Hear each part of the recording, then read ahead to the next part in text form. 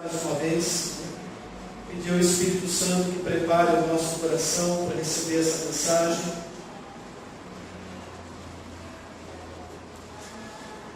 Pai, nós te rendemos graças por tudo aquilo que o Senhor já operou essa noite no nosso meio.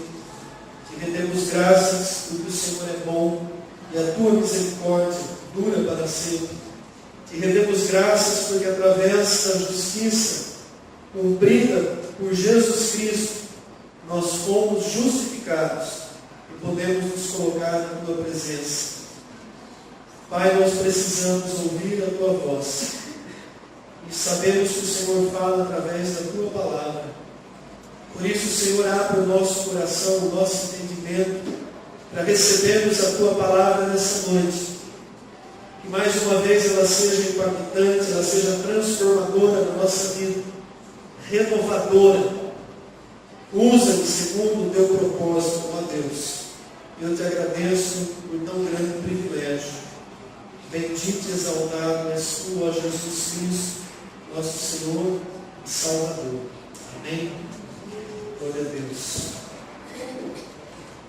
Mas abra sua Bíblia no livro de Atos, capítulo 3.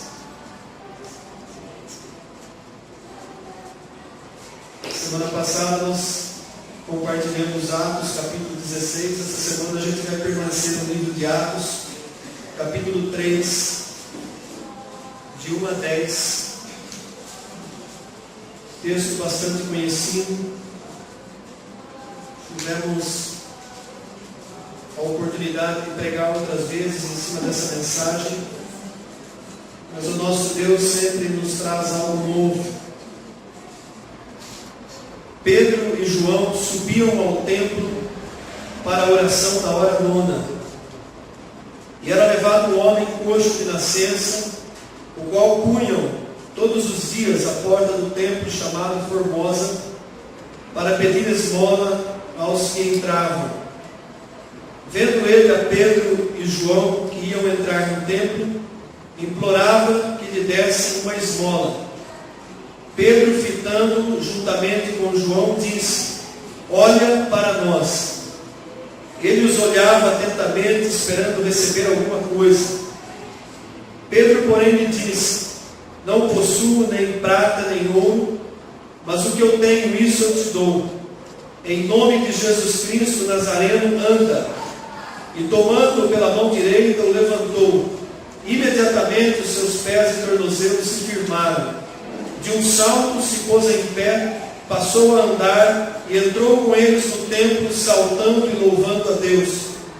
Viu todo o povo a andar e a louvar a Deus, e reconheceram ser ele mesmo que esmolava, assentado à porta formosa do templo, e se encheram de admiração e assombro por isso que lhe acontecera. Amém? Louvado seja o Senhor Jesus. Esse texto narra o primeiro milagre realizado pelos discípulos na era da igreja. O primeiro milagre que foi relatado com detalhes. E nós vemos algumas características na vida de Pedro e João. Por exemplo, eles iam todos os dias orar no templo. Pelo versículo 1, nós entendemos que Pedro e João, os discípulos, provavelmente todos eles, subiam ao templo para a oração. Os judeus costumavam orar 3 vezes por dia no templo, aqueles que moravam em Jerusalém. Às 9 da manhã, ao meio-dia, e às 3 horas da tarde, que era a chamada hora nona para os judeus. É importante a gente notar isso, esse hábito de orar, porque a oração é o que nos coloca em intimidade com Deus.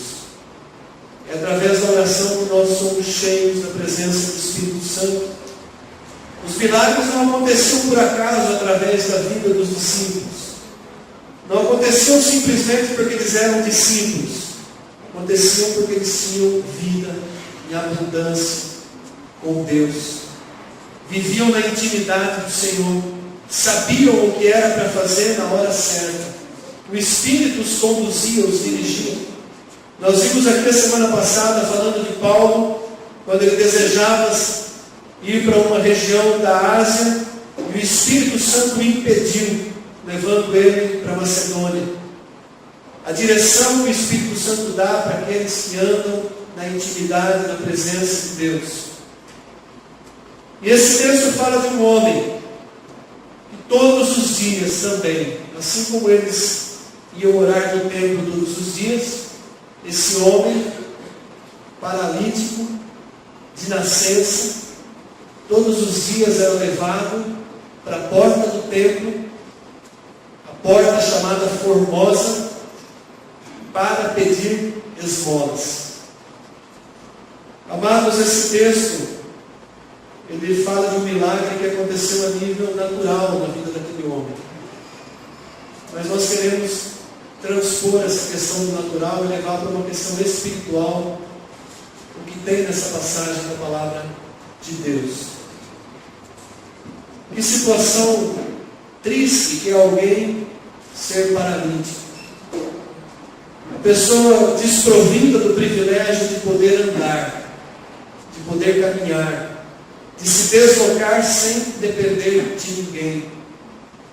Não é uma situação nem um pouco fácil, muito menos agradável.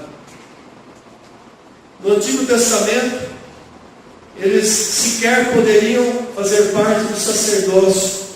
Era um dos defeitos físicos que impedia que a pessoa pudesse sequer fazer parte de um ministério.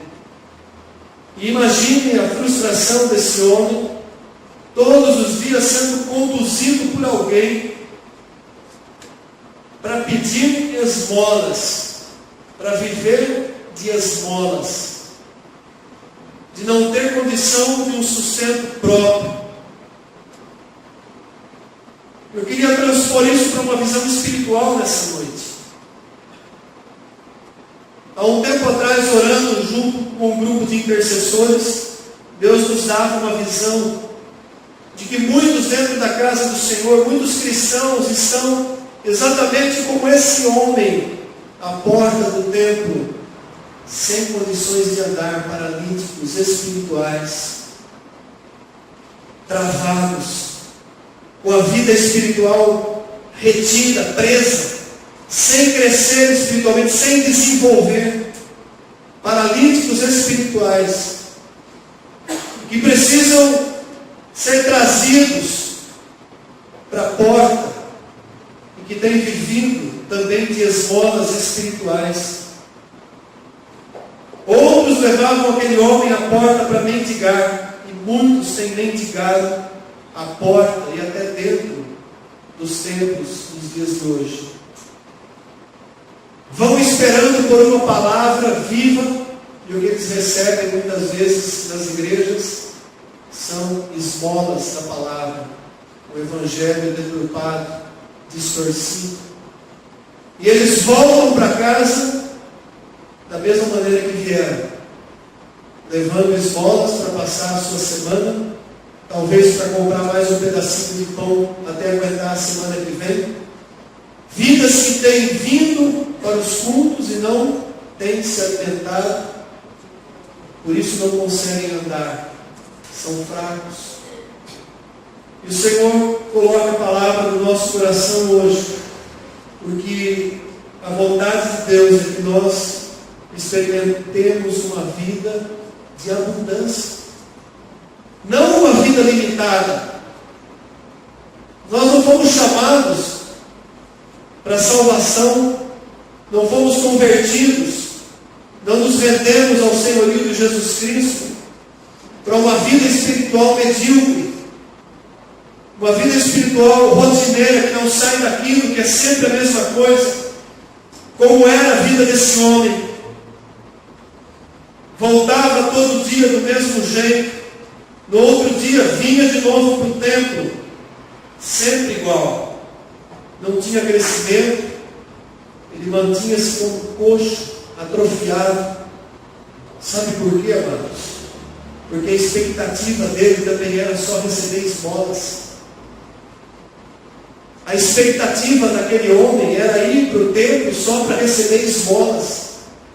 Quantas pessoas têm vindo para o culto sem expectativa da presença de Deus? Têm vindo com uma expectativa de um coxo, Estou indo porque precisa ir, porque todos vão. Porque se eu não for, vão sentir que eu não fui. Estou indo porque eu tenho um cargo, ministério, e eu tenho que ir.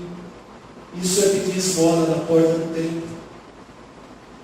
Aquele homem só tinha uma coisa no seu coração, uma expectativa, era sentar ali e receber migalhas, receber esmolas.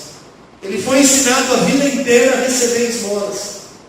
As pessoas que o levaram ali, levavam talvez até para tirar proveito, porque ele não sabia fazer outra coisa senão viver de esmolas. Ensinaram que a vida dele era aquilo, nada mais que aquilo. Será que a expectativa de muitos de nós consiste somente nisso? Que a nossa vida espiritual é só isso e nada mais do que isso? Que não há nada mais de Deus para receber? Que não há nada mais que o Espírito Santo tenha para nos oferecer? Será que o Espírito Santo trancou um armário com chave os dons, as capacitações e jogou fora a chave e a igreja não tem mais acesso? Com certeza não é culpa do Espírito Santo. Se nós não recebemos mais, é porque não temos buscado, procurado. Aquele homem era carregado à porta formosa, mas ele nunca tinha tido um encontro real com o formoso, com Jesus Cristo. Aquele que pode mudar, transformar a história. Aquele que pode mudar a situação de vida de alguém, uma rotina da vida de alguém. Mas chega um dia que aquele homem vai para a porta do templo pedir a sua esmola. E acontece algo diferente. Aquele dia haviam vindo dois que estavam cheios do Espírito do Senhor. Pedro e João. Eles se aproximam. Talvez já tivessem visto aquele homem outras vezes ali, mas naquele dia ele parou e fitou os olhos. E eles trocaram olhares. E Pedro e João dizem algo para aquele homem: olha, eu não tenho o que você está acostumado a receber, mas eu tenho algo que pode mudar a sua vida. Essa tem que ser a mensagem que as pessoas têm que receber na igreja hoje.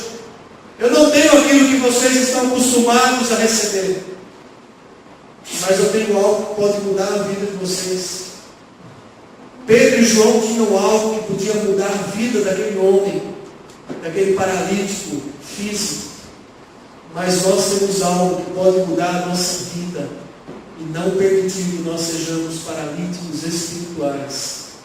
Se nós nos atentarmos para a palavra de Deus todos os dias, a nossa vida é transformada. O alimento que nós recebemos, ele vem e transforma a nossa vida. E quanto mais fome e sede temos pela palavra de Deus, pelas revelações da palavra de Deus, mais o Espírito abre o seu armário e libera as bênçãos espirituais, a capacitação, os dons, o fortalecimento, o vigor, nos arranca da nossa rotina, do nosso conformismo, do nosso comodismo e nos coloca para fazer a obra que o Senhor deseja fazer através da igreja. Eu já disse aqui algumas vezes que Deus não vai mandar anjos fazer aquilo que Ele comissionou aos homens, a nós. E quando nós buscamos a fonte, o Senhor vai liberando, e nós começamos a nos sentir com o mesmo sentimento dos primeiros dias da nossa conversão. Quando somos convidados para fazer algo na obra, a nossa resposta é sempre positiva. Pode contar comigo, eu vou. Quando somos chamados para um ministério, abrimos mão, renunciamos às coisas que impedem de desenvolvermos o chamado e vamos. Porque existem tantos paralíticos, não só na porta, mas dentro das igrejas. A vontade de Deus é mudar a nossa rotina. A vontade de Deus é nos colocar de pé, como aquele homem que foi colocado de pé, e pôde entrar dentro daquele templo, saltando e andando, e regozijando, e louvando a Deus, e dando júbilos, porque agora ele não dependia mais de alguém que o levasse. Tem pessoas que não crescem, que elas dependem das outras para que sejam levadas. São anões espirituais. Está sempre dependendo da oração dos outros, não consegue orar por si próprios. Há pessoas que não crescem, amados, que vivem na cola dos outros, que não conseguem dar passo de fé, porque não desenvolvem vida com Deus. O Senhor diz lá no Evangelho de João: eu vim para que tenham vida e vida em abundância. Não vida medíocre, não uma vida restrita. A vontade de Deus é que transborde vida através de nós. Por que não tem sido assim? Porque tantas vezes precisamos ser carregados, vamos ficando atrofiados. Pessoas que não conseguem andar sozinhas, por conta própria, não conseguem buscar a Deus, esperam apenas sobreviver até o próximo dia para ser trazido de novo para pedir esmola outra vez na porta do templo. Será que a gente não conhece alguém assim? Será que nós não estamos quase vivendo nessa triste realidade de buscar a Deus de vez em quando, só quando precisamos? Será que a nossa adoração virou uma rotina? A nossa oração virou uma reza? Será que está acontecendo isso no meio da igreja do Senhor Jesus Cristo?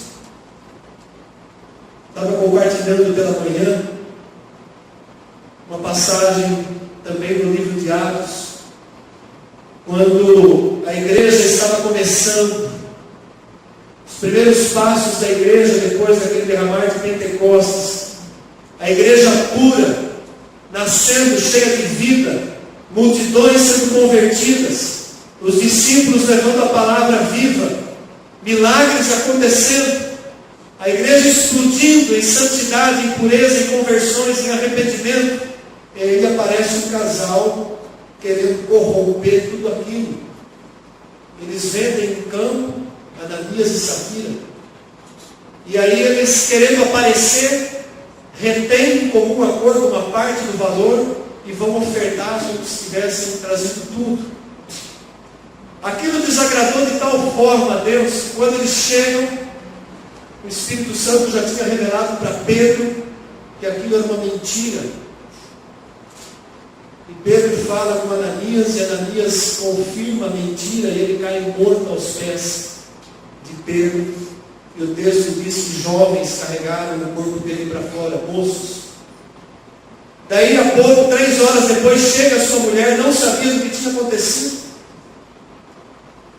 Pedro pergunta, ela confirma a fraude, sem saber que ela recebe a mesma sentença, cai morta. Estavam contaminando a igreja do Senhor. E coisas mortas não podem ficar dentro da igreja. E o texto diz que mais uma vez os moços que levaram Ananias voltam para levar Safira, os jovens. Havia algo espiritual nisso, amados. Se nós quisermos que a nossa vida se mantenha renovada, as coisas mortas do passado não podem fazer parte da nossa vida espiritual. As amarras da nossa vida passada não podem nos prender, nos atrapalhar. As coisas mortas, religiosidade, tradicionalismo, rotinas, não podem fazer parte, senão nós vamos terminar sendo carregados. 15, 20, 30 anos de igreja tendo que ser carregado. Será que já não é hora de andar sozinho, de buscar os que estão perdidos lá fora, de testemunhar, de levar o Evangelho, de pregar a palavra, de interceder, de fazer uma visita no hospital, de visitar um irmão? Será que não é hora da gente arregaçar a manga e viver uma vida em abundância? Porque a palavra diz que as boas obras foram preparadas de antemão para que nós andássemos nela. E o que são as boas obras? Colocar a nossa vida à disposição de Deus. Não nos esconder, não nos fechar no nosso canto, no nosso conforto, não nos acomodar dentro das nossas casas. Muitas vezes sabendo que irmãos e irmãs estão passando aflições e precisando de uma palavra amiga, de conforto. Jesus deseja mudar a nossa rotina, como Ele mudou a rotina daquele homem. Ele deseja nos colocar de pé e fazer com que nós andemos e saltemos e frutifiquemos. Lá em João 15 diz que se nós estivermos ligados, nós vamos dar frutos. Se nós formos ramos que estão ligados à videira, nossa vida vai ser frutífera. Então nós temos que dar frutos, não tem outra alternativa. Aquele dia, a vida daquele homem foi transformada porque Pedro e João olharam para ele, ele olhou para Pedro e João, e ele recebeu uma palavra vida, olha, de hoje em diante, levanta e anda em nome de Jesus o Nazareno. Havia poder, e há poder ainda no nome de Jesus. Levanta e anda, igreja. Sai da paralisia espiritual. Deixa a indiferença, o comodismo de lado. Ouve o Deus que te chama, para que você possa romper com tudo aquilo que tem impedido o teu crescimento espiritual. Nós prosperamos em tantas áreas da nossa vida. Precisamos prosperar espiritualmente. Precisamos deixar fluir, mover a presença de Deus na nossa vida. Levanta-te e anda. Você não vai mais ficar atrofiado. Seja aquilo que Deus te chamou para ser. O que é que Deus nos chamou para ser? Paulo usa uma palavra linda. Nós somos chamados para ser mais que vencedores. Seja isso que Deus te chamou para ser, mais que vencedor. Não fica preso a palavras de maldição, palavras de murmuração, palavras de pessoas que jogaram coisas negativas sobre a sua vida, sobre o teu ministério, sobre o desenvolver da tua caminhada com Cristo. Seja o que Deus te chamou para ser. Não espere mais que as pessoas tenham que te carregar. Comece a andar, porque o Senhor é quem nos toma pela mão direita e nos conduz com a destra fiel. É isso que o profeta Isaías diz. Ele nos toma pela mão direita, Ele nos levanta, Ele nos conduz, porque a destra, a mão do Senhor é fiel. Não temas. Por que se colher? Por que se esconder? Por que se contentar com tão pouco? Acabou o tempo de ficar sentado à porta formosa. Nós não fomos criados para pedir esmolas, para ficar mendigando naquela porta.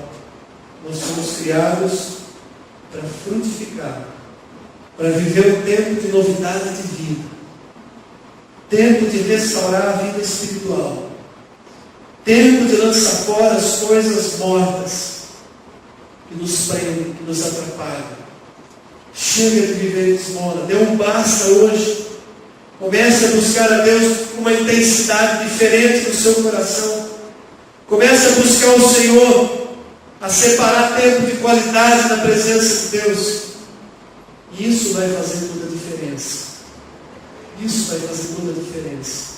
Quando nós nos despertarmos e separarmos tempo de qualidade na presença de Deus, a nossa vida espiritual, ela deixa de ser uma vida paralítica e se torna uma vida abundante.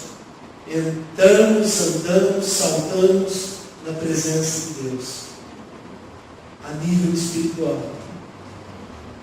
A cura que aconteceu com aquele homem é algo que tem que ser curado na nossa vida. Ainda pela manhã, na ministração que nós tivemos, foi lembrado da urgência de nos mantermos preparados para a volta de Deus, para a volta de Jesus Cristo. Estarmos preparados como as virgens prudentes que aguardavam o noivo. Eu creio, amados, a cada dia que passa que o tempo tem se cumprido. Seria loucura dizer quantos anos faltam, mas me parece que está cada vez mais próximo do que aquilo que nós imaginamos. Eu nunca vi o mundo no estado que se encontra nos meus 48 anos de vida. Parece que caminha um abismo chamando outro abismo. E se nós, igreja do Senhor Jesus Cristo, não estivermos com as nossas lâmpadas acesas e carregando óleo de reserva, talvez a coisa se complique. É tempo de arregaçarmos as nossas mangas, de buscarmos a presença de Deus, de iniciarmos uma vida renovada, de deixarmos de lado, muitas vezes até necessidades pessoais, físicas.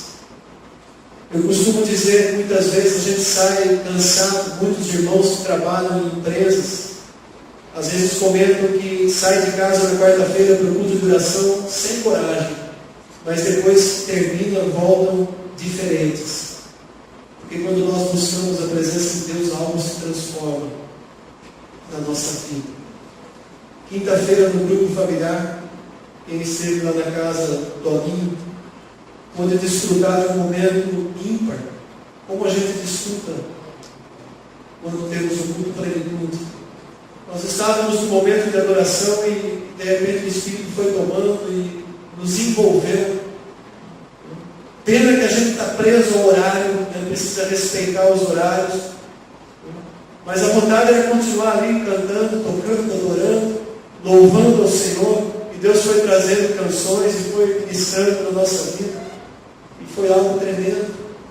Por que nós temos nos limitado a tão pouco? A um encontro só por semana? Eu sinto isso tão pouco. Precisamos nos renovar, como aquele coxo que foi renovado. Um toque de Deus, um toque do Espírito Santo. Quando o nosso coração sentir fome, sede, desejo por esse toque do Espírito de Deus, quando nós começarmos a buscar com toda a intensidade do nosso coração, o Senhor dará esse toque. E a nossa vida é renovada, é transformada. Há quem dera que em cada culto daqui para frente a gente possa fazer como fazíamos em alguns encontros, acampamentos de jovens. Não interromper, deixar fluir o louvor dentro da palavra, e o Espírito Santo vai derramando, vai tocando, vai movendo. Talvez a igreja precisa, né, desse sopro do Espírito. Porque se esse sopro não vier, a gente vai desanimando. E chega um momento que a gente não quer mais nada. Quantos pastores têm pendurado a chuteira, abandonado o ministério? Não por causa de pecado, mas porque cansaram de insistir com as suas igrejas e não ver resposta. Desanimaram porque sentiram que estavam conduzindo uma igreja morna. E é terrível isso. Nós precisamos nos voltar e eu entendo que o primeiro passo é buscar a Deus em oração. O primeiro passo que nós precisamos dar é nos voltarmos a Deus em oração. Começa na sua casa. Começa na tua vida pessoal. Começa a interceder por você. Começa a interceder pela tua família, pela tua esposa, pelos teus filhos, pelos teus parentes. Começa a interceder pela tua igreja, pela liderança da tua igreja, pelos líderes de ministério, pelo trabalho que vem sendo feito. Começa a interceder, abra, coloca a tua vida, começa a fazer fluir na tua vida um ministério de intercessão, ninguém precisa saber. Deixa fluir uma vida de oração. E quando você vir para o culto, você não vai vir carregado espiritualmente, você vai vir alegre, disposto, porque você se abasteceu a semana inteira de oração na presença de Deus. E ninguém vai precisar te lembrar da hora que você tem que tomar banho antes de ir para o culto. Não vai ter que sair correndo, desesperado, atrasado. Vai chegar antes do horário. Vai sentir vontade de ir para a sala de oração ou de ficar orando aqui no templo. Amados, é disso que nós precisamos. A igreja precisa disso. A igreja Manaim precisa disso. Para que nós não venhamos a nos tornar só uma porta aberta. Onde as pessoas vêm, cantam, adoram e voltam para casa do mesmo jeito. Deus nos livre disso. O Senhor, na misericórdia e na graça dEle, venha despertar o nosso coração. Venha despertar o nosso espírito. Primeiramente para a oração, porque depois da oração as demais coisas elas vão acontecendo.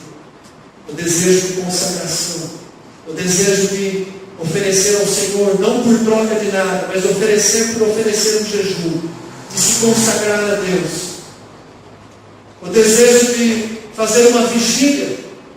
Eu estava me lembrando alguns anos atrás, quando nós estávamos congregando ainda na igreja presbiteriana, o pastor não marcava vigília, ninguém precisava marcar. Simplesmente aquele grupo de jovens se reunia toda sexta-feira, 10h30, 11 horas da noite no templo, e ficavam ali cantando, tocando, adorando o Senhor. Não tinha hora para acabar, a hora que dava vontade de ir embora, iam. Obrigado, Espírito de Deus. Pedimos sua permissão para encerrarmos essa noite. Mas que as nossas vidas sejam diferentes de hoje para frente.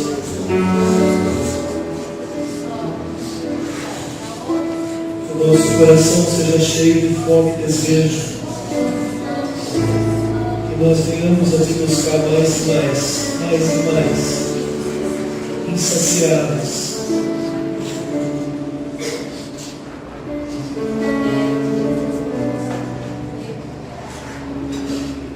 Louvado seja o teu nome, Jesus. Nas nossas mãos, mesmo assentados, te agradecemos, ó Deus. Que a graça e a paz do Senhor Jesus Cristo, o amor do Pai, a comunhão do Espírito, sejam constantes na nossa vida. Aleluia. Semana abençoada, uma semana de vitória a todos, em nome de Jesus. Quarta-feira nós temos o culto de oração, você é convidado a continuar permanecendo.